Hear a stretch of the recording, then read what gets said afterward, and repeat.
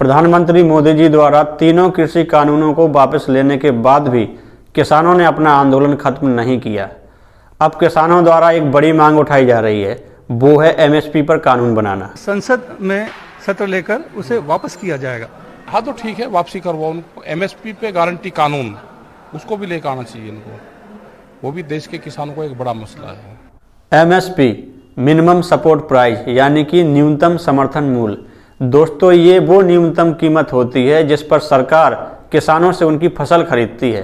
इससे होता ये है कि फसलों के दाम ज़रूरत से ज़्यादा गिर जाने पर भी किसानों को उनकी लागत मिल जाती है, उन्हें कुछ ना कुछ मुनाफा हो जाता है।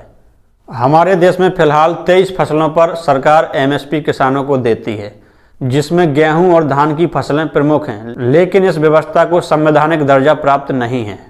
15 अगस्त 1947 को जब हमारा देश आज़ाद हुआ था, तब देश में एमएसपी जैसी कोई व्यवस्था नहीं थी। वर्ष 1951 से 52 के पहले लोकसभा चुनाव के बाद जब जवाहरलाल नेहरू देश के प्रथम प्रधानमंत्री बने, तब भी इस व्यवस्था को नहीं अपनाया गया। उस समय हमारा देश कृषि के क्षेत्र में आत्मनिर्भर तो कहीं से भी नहीं था और दूसरे देश हमारी खाद्य जरूरतों को पूरा करते थे, यानी अनाज हम दूसरे देशों से खरीदते थे।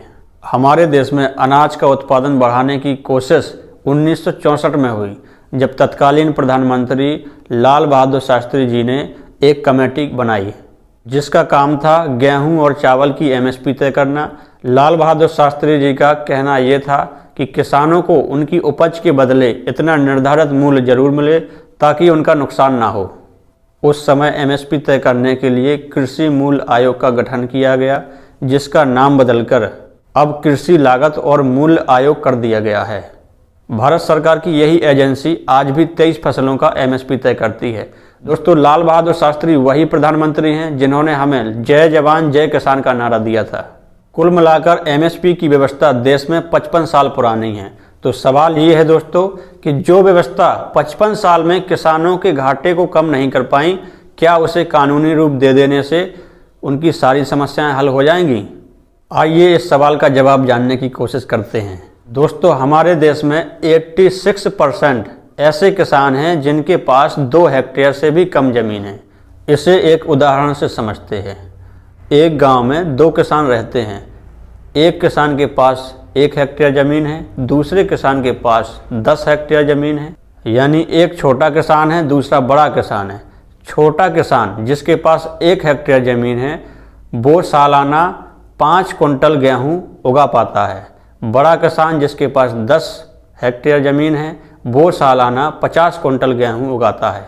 सरकार दोनों किसानों को बराबर एमएसपी देती है, लेकिन इससे उस किसान का मुनाफा ज़्यादा होता है जिसके पास ज़मीन ज़्यादा है। यानी छोटे किसान को एमएसपी मिलने के बाद भी कुछ हाथ नहीं लगता है। वर्ष 2015 में भारत सरकार की एक कमेटी ने बताया कि देश में सिर्फ 6% ऐसे किसान हैं जिनको एमएसपी का लाभ मिलता है। 6% यानी 94% ऐसे किसान हैं जिन्हें एमएसपी का लाभ भी नहीं मिल पाता।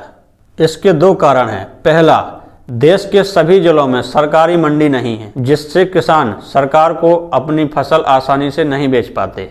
दूसरा कारण, सरकार के पास सभी फसलों को स्टॉक करने की व्यवस्था नहीं है। अब सोचने वाली बात यह है कि जो व्यवस्था 94% किसानों के लिए लाभकारी नहीं है, वो भला देश के किसानों को स्थायी संकट से कैसे उभार सकती है। अब आइए कुछ आंकड़ों को भी देख लेते हैं। पहली बात तो आप ये समझिए कि सरकार जो भी अनाज एमएसपी पर किसानों से खरीदती है, उसका ये करती क्या है, क्यों खरीदती है सरकार? भारत सरकार किसानों से एमएसपी पर जो भी अनाज खरीदती है, उसे गरीबों के बीच पीडीएस यानी कि पब्लिक डिस्ट्रीब्यूशन सिस्टम के अनुसार कम दरों पर पहुंचाया जाता है। ये काम भारत सरकार के लिए एफसीआई यानी फूड कॉरपोरेशन ऑफ इंडिया नाम की एक एजेंसी करती है। अब सरकार का खर्च सिर्फ एमएसपी तक सीमित नहीं रहता। सरकार को मंडी टैक्स देना होता है, आढ़ती टैक्स देना होता है, लेबर चार्ज देना होता है और अनाज को स्टोर करके रखना भी एक महंगा काम है। जैसे अगर गेहूं की एमएसपी अभी 2015 रुपये प्रति क्विंटल है, तो सरकार को ये सभी खर्च जोड़कर लगभग 3000 रुपये प्रति क्विंटल का अनाज पड़ेगा। लेकिन जनता को सरकार यही गेहूं पीडीएस के थ्रू 2 रुपये प्रति केजी के हिसाब से पहुंचाएगी। यानी सरकार को जो गेहूं 3,000 रुपये प्रति क्विंटल के हिसाब से मिले हैं, वही गेहूं सरकार जनता तक 2 रुपये प्रति केजी के हिसाब से पहुंचाती है।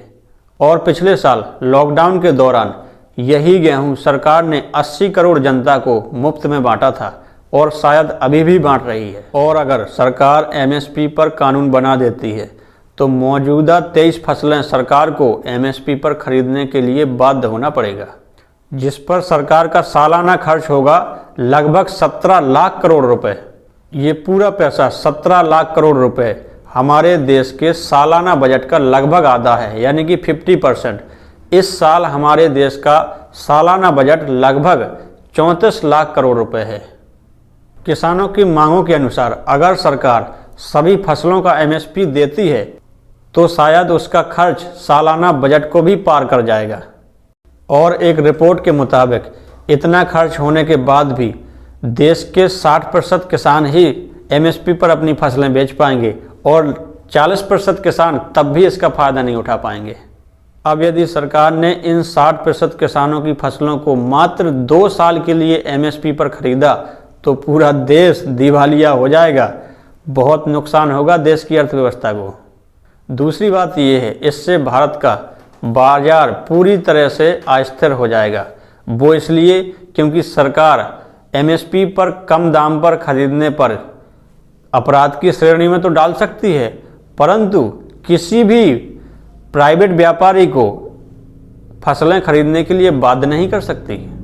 सोचिए अगर सरकार ने एमएसपी पर कानून बना दिया और उसके विरोध में देश भर के व्यापारी एकजुट हो गए तो सरकार क्या करेगी? ऐसे में सरकार पर इन फसलों की खरीद का दबाव और बढ़ेगा और देश में एक नया संकट पैदा हो जाएगा। इसका सबसे ज़्यादा असर आम आदमी यानी कि हम लोगों पर ही पड़ेगा और हो सकता है 1 किलो आटा या 1 किलो दाल आपको 2 से 3 हज़ार रुपये में भी न मिले, क्योंकि इससे महंगाई और भी ज़्यादा बढ़ जाएगी। क्योंकि सरकार और व्यापारी और बड़ी बड़ी प्राइवेट कंपनियां वो सब अब अनाजों को महंगे दामों पर खरीदेंगे और जब महंगे दामों पर खरीदेंगे तो महंगे दामों पर बेचेंगे भी, क्योंकि वो भी अपना मुनाफा कमाएंगी। और जब महंगे दामों पर अनाज बिकेंगे, सब्जियां बिकेंगी, दालें बिकेंगी तो इसका सीधा सीधा असर हमारी और आपकी जेब पर ही पड़ेगा और देश में महंगाई और भी ज़्यादा बढ़ जाएगी। देश की अर्थव्यवस्था बहुत नीचे चली जाएगी। तो दोस्तों, इन सभी आंकड़ों से हमने ये समझा यदि सरकार एमएसपी पर कानून बनाती है तो इसका उल्टा असर हमारी और आपकी जेब पर ही पड़ने वाला है। उम्मीद करता हूं दोस्तों ये वीडियो आपको बहुत इन्फॉर्मेटिव लगा होगा।